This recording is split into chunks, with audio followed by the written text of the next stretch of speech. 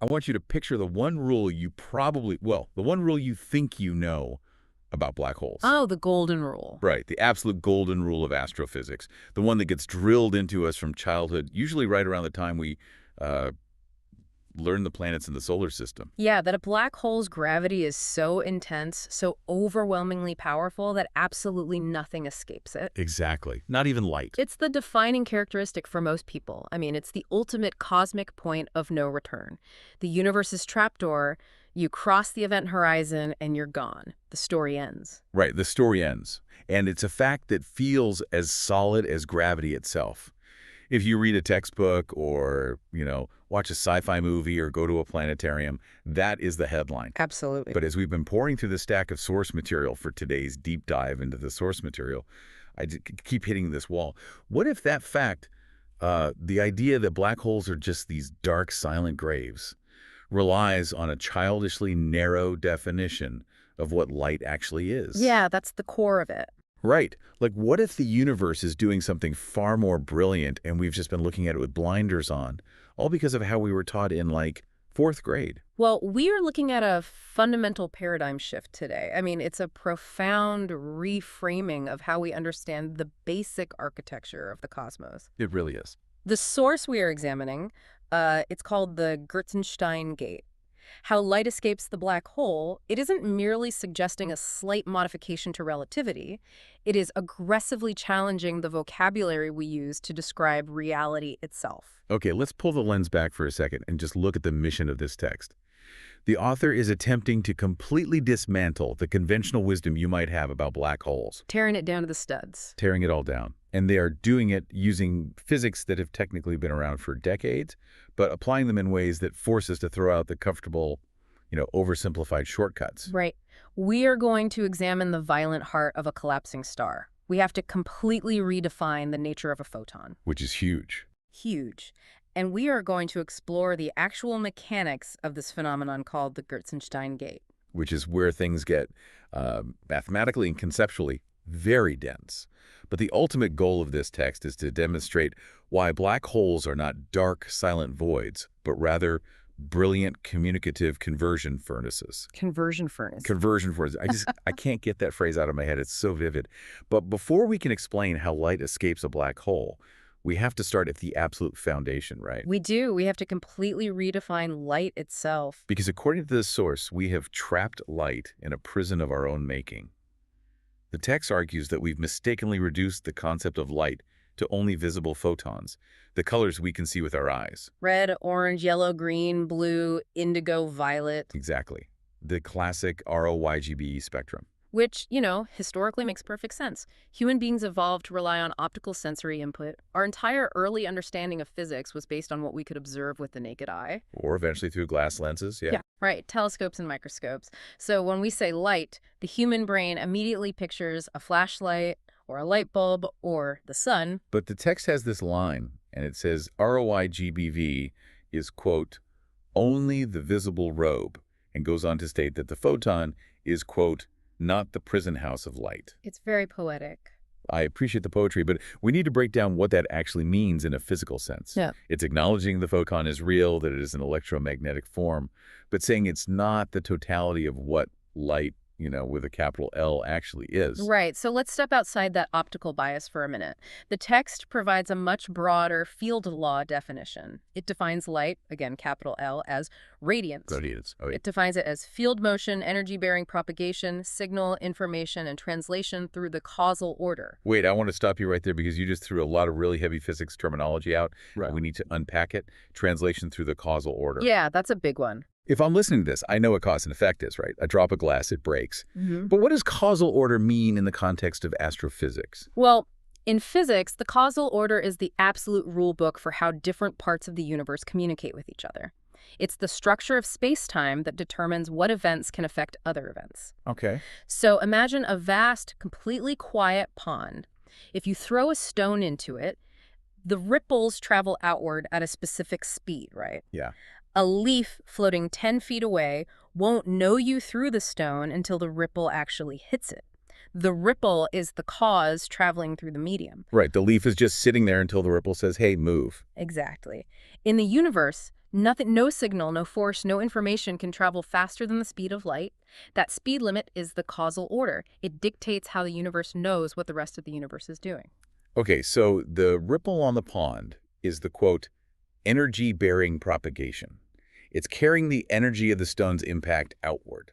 Yes, and to fully grasp why the text defines this propagation as light, we have to look at the foundational concept the author sets up regarding mass and energy. Which goes back to Einstein, doesn't it? It does. The text states, quote, mass is energy under rest form, and energy is mass under expression form. Which is essentially Einstein's E equals mc squared written in plain English.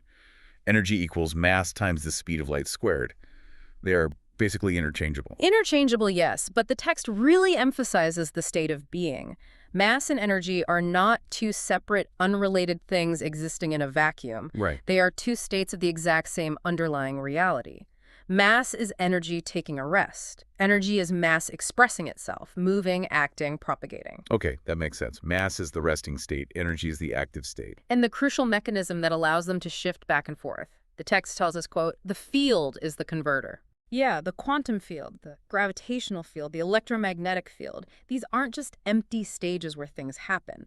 They are the active environments where mass and energy translate into one another. Okay, let me put on my skeptic's hat for a moment here, because I know you, the listener, are probably thinking something similar to what I felt when I first read this. Go for it. I can accept that mass and energy convert. I can accept that a photon carries energy. But if you tell me that a gravitational wave, which we are taught is a literal ripple in the geometry of space-time itself, is, quote, light, I'm going to call foul. And that's a very normal reaction. Because a photon is a particle of electromagnetism. Gravity is just the curving of space. Aren't we just playing semantic word games here? By expanding the definition of light to include gravity, aren't we just moving the goalposts so the author can win an argument about black holes? It's a fair question. That is the natural Newtonian reaction to this text.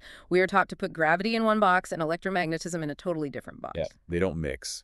But let's look at the actual physics of a gravitational wave.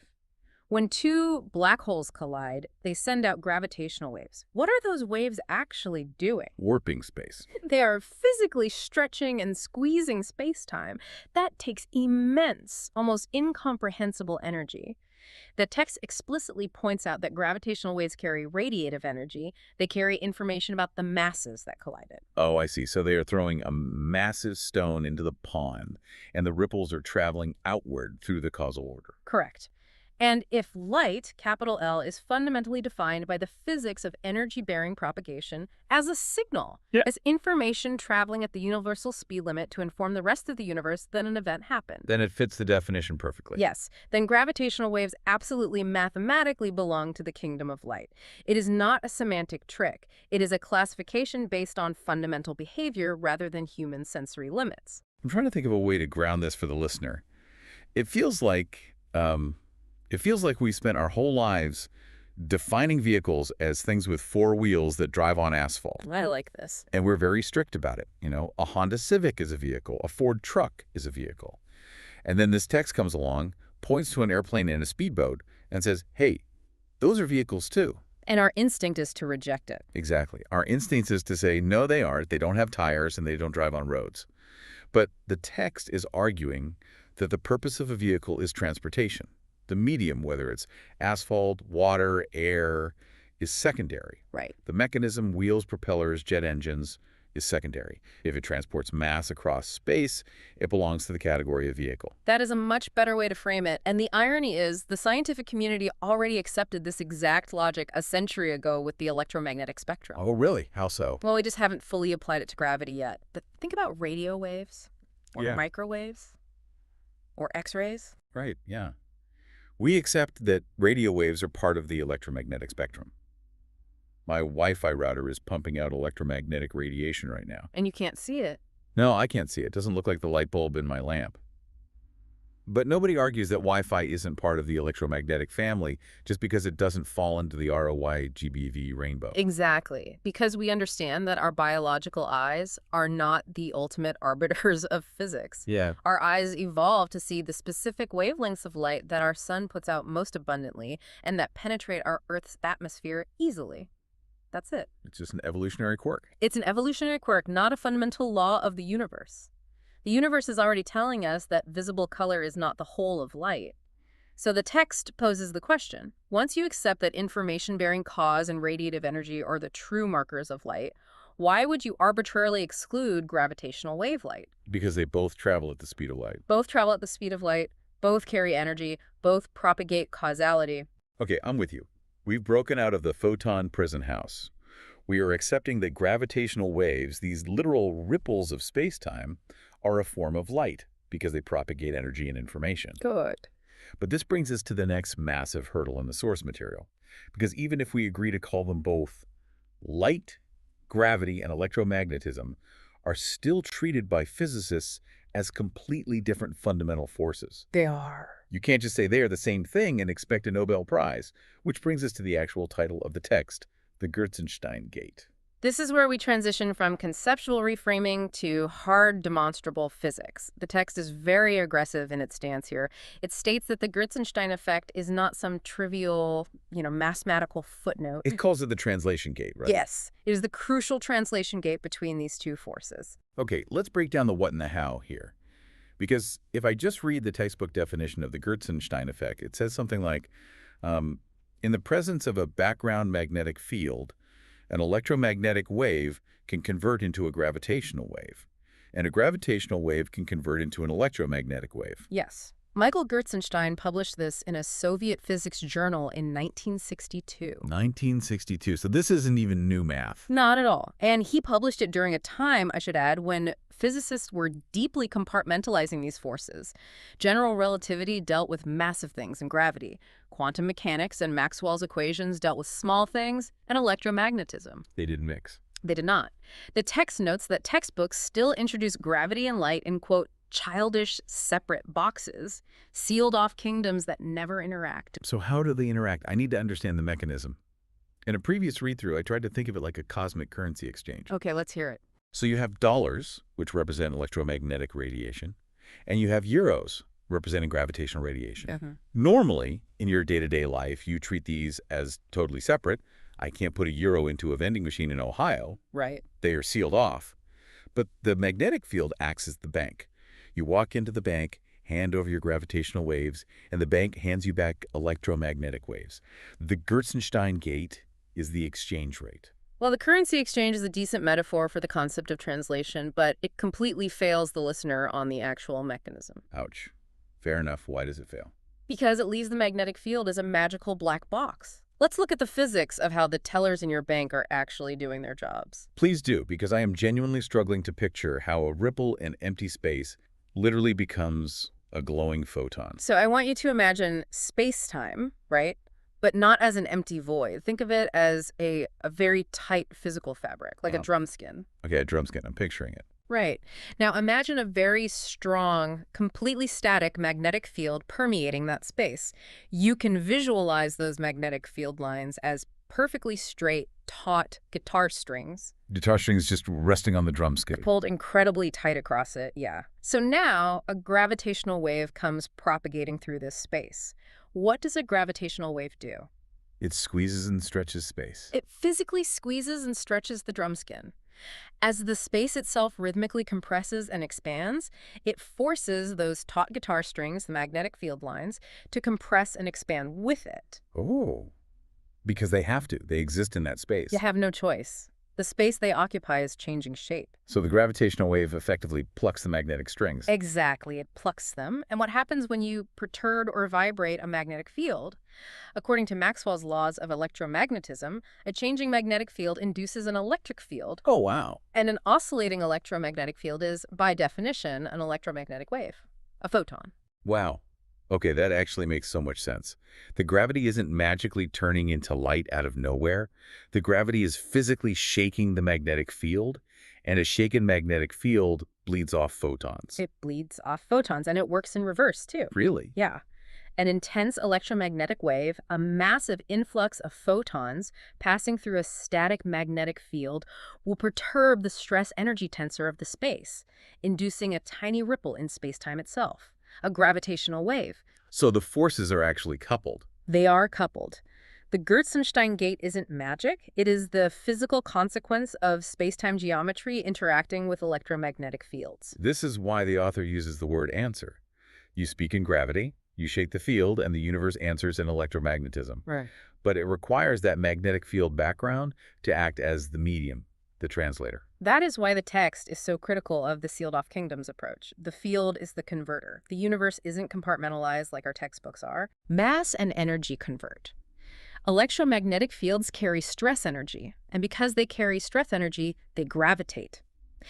Gravitational waves carry radiative energy. It is a deeply interconnected web. Everything is talking to everything else. Exactly. Gertsenshtein proves mathematically that gravitational wave light is not outside electromagnetic form in an absolute sense. Sure. Under the right field conditions, they possess an electromagnetic translation. Let's pause and make sure we are really grounding this for you, the listener, because we've established a massive concept here. Gravity and light can translate into one another if they have a magnetic field to act as the bridge. Yes. But in our day-to-day lives, we don't see this. I don't see photons springing out of thin air when I drop a bowling ball in my backyard. No, you don't. And that's because gravity is an incredibly weak force compared to electromagnetism. Right. The efficiency of the Gertsenshtein conversion depends entirely on the strength of the background magnetic field and the intensity of the wave. In the relatively quiet, empty space of our solar system, the conversion rate is practically zero. It's a quantum whisper. Which means, to actually see this gate in action in a meaningful way, we need an environment where the conditions are turned up to absolute, terrifying maximums. Oh, absolutely. We need the strongest gravity and the most violent magnetic fields in the universe. We need the birthplace of a black hole. Precisely. We have to look at the anatomy of a stellar collapse. Because if you want to understand how light escapes the black hole, you have to understand the environment that creates it in the first place. The source material has this visceral, almost chilling description of a stellar collapse. And it starts by correcting a huge misconception. I think a lot of people picture a star turning into a black hole like a vacuum cleaner turning on. That's the pop culture image. Like it suddenly starts sucking in all this new matter from the surrounding galaxy to become supermassive. But the text explicitly says, quote, collapse is not addition. Collapse is jurisdiction. Jurisdiction. It is such a brilliant, deliberate word choice there. It really is. It implies a change in the governing laws of that local space. The star isn't acquiring new mass to become a black hole. It's a massive star, say, 20 times the mass of our sun, running out of nuclear fuel. And the fuel is what keeps it inflated. Yes. For millions of years, the outward pressure of nuclear fusion has been fighting the inward pull of its own immense gravity. When the fuel runs out, fusion stops, and gravity wins. So the mass energy isn't changing in quantity. The exact same amount of stuff is just being driven into a violently smaller radius. Yes. A tighter compactness leading to immense curvature of space-time. The physical changes are just catastrophic. Degeneracy pressure fails. The core collapses inward at a fraction of the speed of light. That's terrifying. It is. The outer layers of the star crash down onto the dense core and rebound in a massive supernova explosion, but the core itself just keeps falling inward. Curvature completely dominates the environment, creating an absolute inward causal flow. Now, normally, the popular science narrative stops there. The star collapses, the event horizon forms, and it goes black. It just winks out. Right, the end of the story. But the text is emphatic. It says, quote, collapse is not silence. Collapse is overlap. This is where we bring everything we've talked about together. The Gertsenshtein gate, the translation of forces, the causal order. During this collapse, you have to picture the physical realities of that star. A star is not just a ball of dead rocks. No, it's fire. It is a churning ocean of plasma, and plasma is highly electrically charged. Right, and moving electrical charges create magnetic fields. So a star naturally has a massive, tangled magnetic field. Exactly. Now take that massive tangled magnetic field and crush it down into a space 1,000,000 times smaller. What happens? The magnetic field lines get infinitely compressed. They must get exponentially stronger. We are talking about magnetic fields billions of times stronger than anything we can generate on Earth, and the star is rotating. As it shrinks, conservation of angular momentum means it spins faster and faster, approaching the speed of light. Like a figure skater pulling their arms in. Exactly like that. And as it spins, it is physically dragging the fabric of space-time with it in a vortex. It's a process called frame dragging. The text lists the interactions happening in this moment, and it reads like a recipe for a total cosmic breakdown. It's chaos. It says, Let me find it here. Rotation crosses emission. Emission crosses infall. Photon paths cross photon paths. Plasma crosses radiation.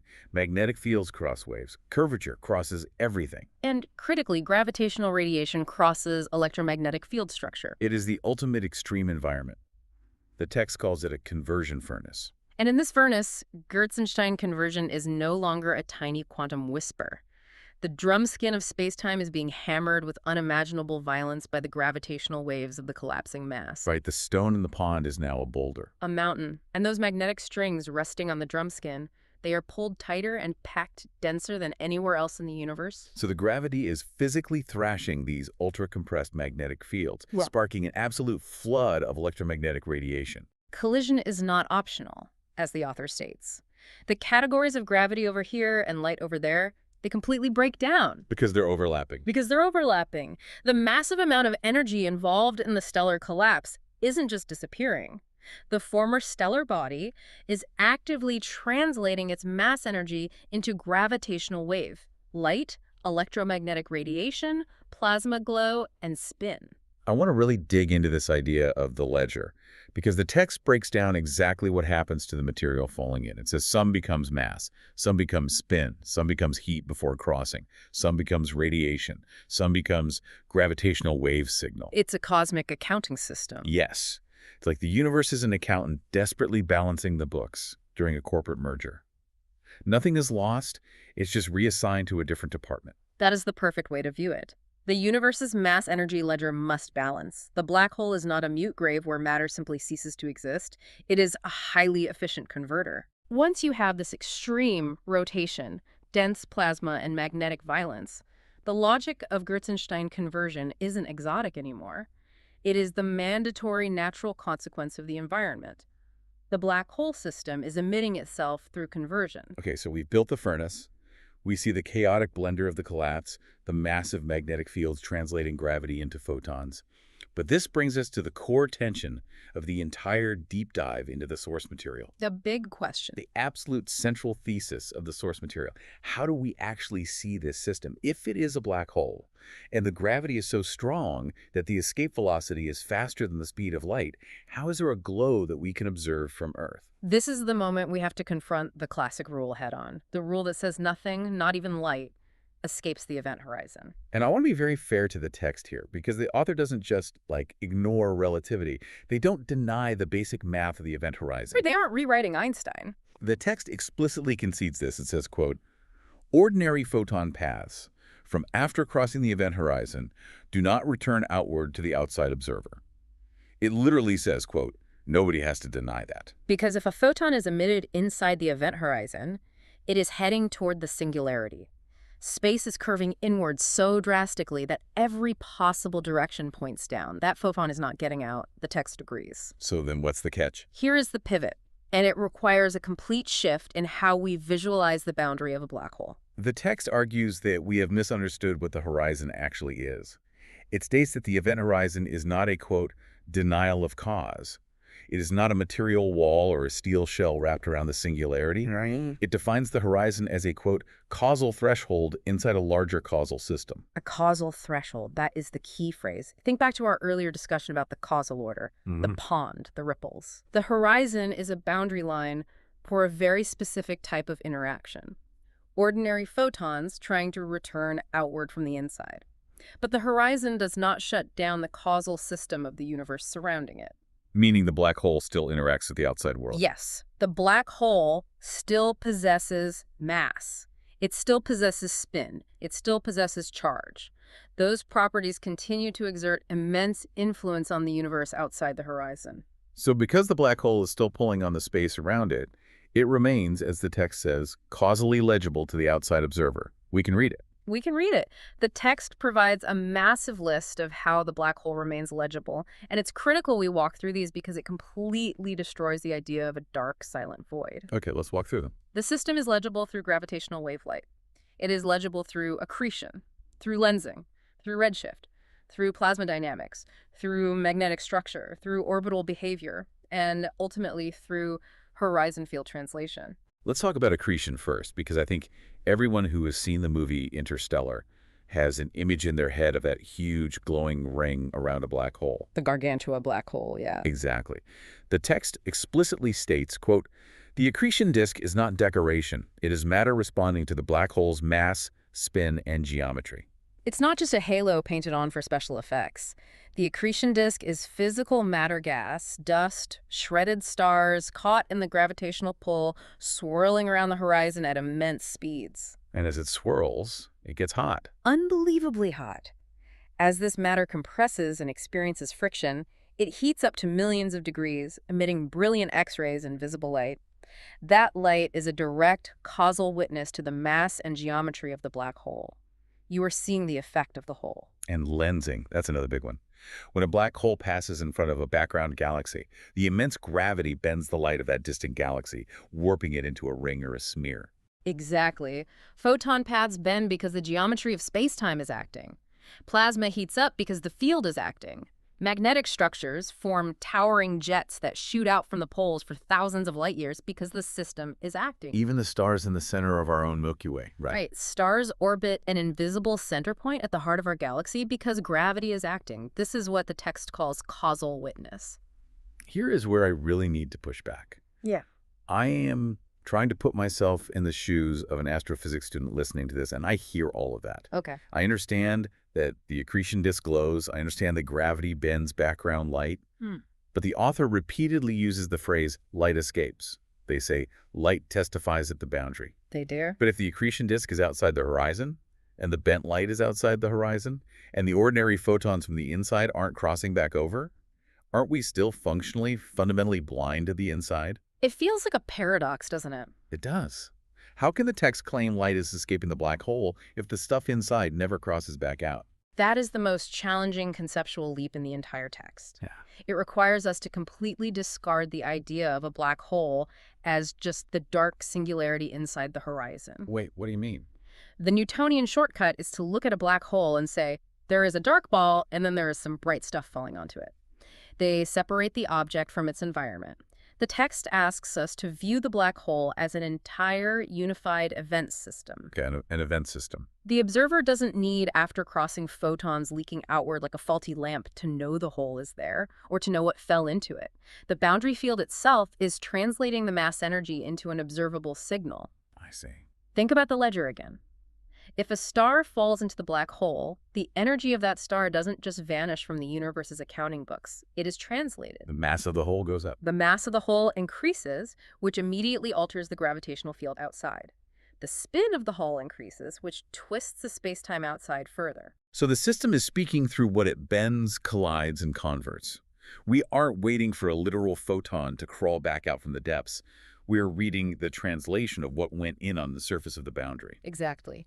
The outside observer reads the black hole by the light, capital L, in all its forms, that is bent, judged, converted, redshifted, polarized, and translated at the edge. That's fascinating. The horizon is where the black hole becomes observable without needing to violate the math of the horizon itself. And this brings us right back to the Gertsenshtein gate.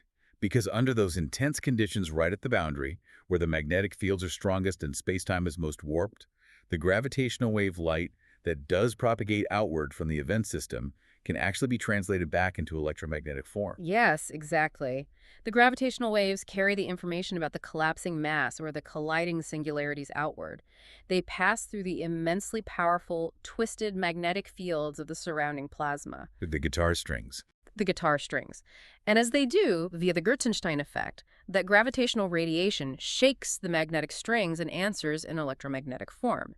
The universe translates the gravitational signal into an electromagnetic photon that our telescopes can actually observe. So to say no light escapes is entirely false.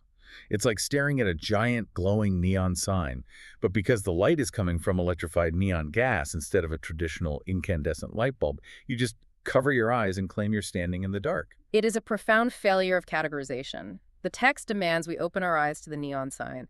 The statement, "no light escapes," is only true if you have artificially shrunk the definition of light down to only ordinary photons attempting to return from an after-crossing trajectory. It's a false binary. It's a completely false binary.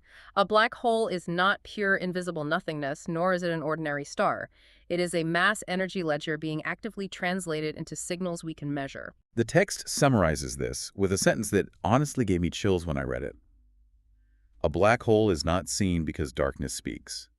A black hole is seen because light testifies at the boundary. It is a beautiful synthesis of the physics. The boundary field is not mute. It translates plasma into glow, curvature into lensing, motion into gravitational waves, and magnetic structure into jets. It is a highly active, highly communicative environment. Now, if the text stopped there, it would be a fascinating piece of theoretical poetry. Really nice philosophical reframing. But it doesn't stop there. No, it doesn't. What makes this deep dive into the source material so compelling to me is that the author refuses to let this remain theoretical.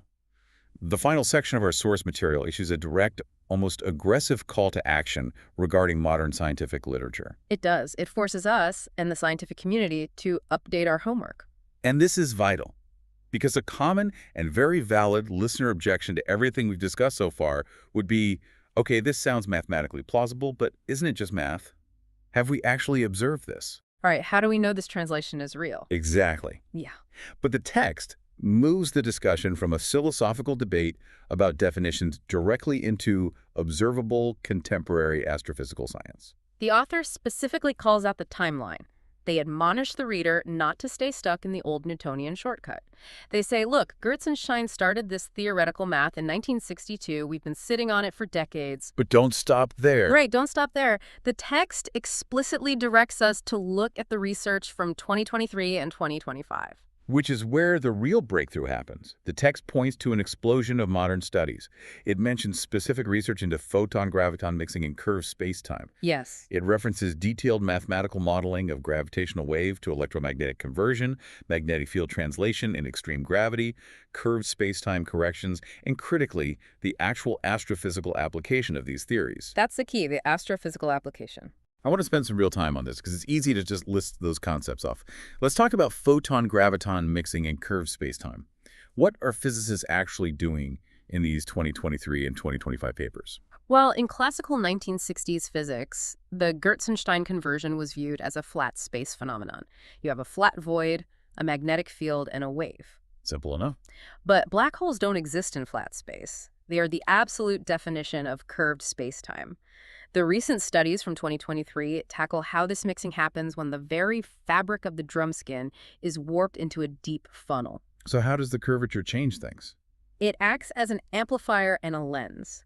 The researchers in these modern papers demonstrate that in the highly curved spacetime just outside a black hole's event horizon, the resonance conditions for conversion change completely. Resonance conditions. Yes. Meaning how easily they swap. Exactly. The magnetic fields aren't just strong, they are mathematically aligned with the inward flow of space in such a way that the conversion of a gravitational wave into a photon becomes highly efficient at specific frequencies. So they're doing the excruciatingly complex math to prove that the Gertsenshtein gate isn't just theoretically possible, but that it actually thrives right at the edge of the black hole. Yes. And the 2025 studies take it a step further. They are looking at the astrophysical application. They aren't just calculating resonance, they are attempting to model the exact Gertsenshtein conversion rate in the massive relativistic jets that shoot out from supermassive black holes. The jets. Yeah. When you have a galaxy-sized magnetic field firing plasma into deep space, what percentage of the gravitational wave energy from the black hole spin is actively being converted into the X-ray and gamma-ray light we detect with our telescopes? Wait, so you're saying that when an astronomer today points an X-ray telescope at a quasar or a supermassive black hole, and they see this massive burst of high-energy photons, some portion of those photons might literally be the black hole's gravity that has translated itself through the magnetic field? That is exactly the implication. The math has been updated to show that we are not just looking at hot gas, we are looking at a translation matrix. That's incredible. The modern research has built the bridge. They are defining the exact mechanisms of it.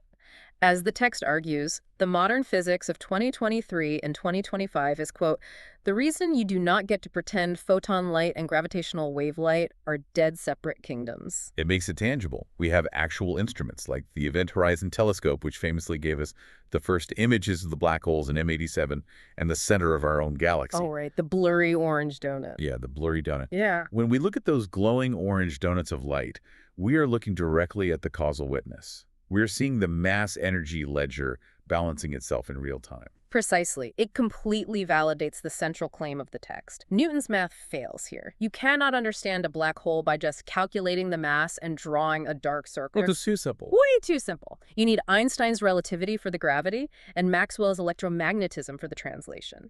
Mass energy is the ledger. The field is the translator. The horizon is the causal threshold. And the glow, that highly active communicating boundary, is incredibly real. The glow is real. Wow. Okay, we have covered an immense amount of ground today, and I want to try to pull this all together and recap the journey we've just been on. Because this isn't just trivia, it is a fundamental rewiring of how you should picture the cosmos. It really is. We started by tearing down the walls of what the text calls the prison house of the photon. We realized that ROIGBIV, the visible rainbow our eyes can process, is just the tiny, visible robe of a much larger kingdom. The kingdom of light. Right. Light, fundamentally, is about radiance. It is energy-bearing propagation and information traveling through the causal order at the universal speed limit, which means that gravitational waves, the physical ripples of space-time itself, are unequivocally a form of light. And once we established that expanded definition, we crossed the Gertsenshtein gate. We saw that in the presence of a background magnetic field, these two supposedly separate kingdoms, gravity and electromagnetism, freely trade places. The currency exchange, but physical. Physical. The gravitational wave plucks the taut strings of the magnetic field, generating an electromagnetic wave. They convert. They answer one another. We took that translation mechanism and placed it inside the most extreme environment imaginable, the conversion furnace of a collapsing star. We saw that a stellar collapse isn't a quiet winking out. It's a chaotic, violent overlap. Overlap, yes. Rotation, emission, dense plasma, and compressed magnetic fields interact, forcing gravity and light to translate frantically as the star's mass energy changes jurisdiction. Which naturally brought us to the true nature of the black hole's event horizon. We discarded the notion of a steel wall or a denial of cause. We recognized the horizon as a causal threshold. Because the black hole system remains intimately connected to the surrounding universe. Yes.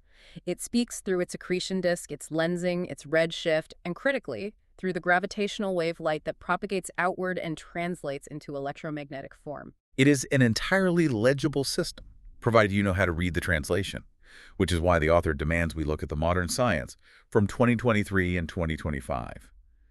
To see this translation happening not just in poetry, but in the hard, astrophysical math of curved space-time. It all builds to the text's ultimate profound conclusion. The statement that completely rewrites the golden rule we started the hour with. Say it again. A black hole is not seen because darkness escapes. A black hole is seen because light escapes, translates, and testifies at the edge of no return. It is a breathtaking way to view the universe. But as we wrap up this deep dive into the source material, I want to leave you with one final lingering thought. Something for you to mull over that builds on everything we've discussed today, but pushes it just a little further. I love these. So the text talks extensively about the mass energy ledger, the idea that the universe acts as a meticulous accountant. The field is the translator for every piece of mass and energy that enters the black hole system. The energy of a consumed star becomes the spin of the hole. It becomes the violent heat of the accretion disk. It becomes the gravitational waves rippling outward. The ledger is always balanced at the boundary. Always. If a black hole is ultimately just a causal conversion environment, a place where every single piece of information, matter, and energy that falls in is meticulously translated and eventually radiated outward as a different form of light. Yeah. Does that mean the universe never truly loses anything? Oh, wow. If the ledger is always perfectly balanced at the causal boundary, perhaps the scariest monsters in the cosmos, these dark, devouring voids we feared and misunderstood for decades, are actually the universe's ultimate preservation machines. Preservation machines. That's a powerful thought. Perfectly recording, converting, and translating the history of everything they consume and broadcasting it back out to a universe that is finally, slowly, learning how to listen. That is an incredible way to look at it. Thank you for joining us on this deep dive into the source material. The next time you look up at the night sky, we hope you don't just see a collection of isolated silent objects, but rather an active, translating, communicative field, where darkness doesn't speak, but light continually testifies.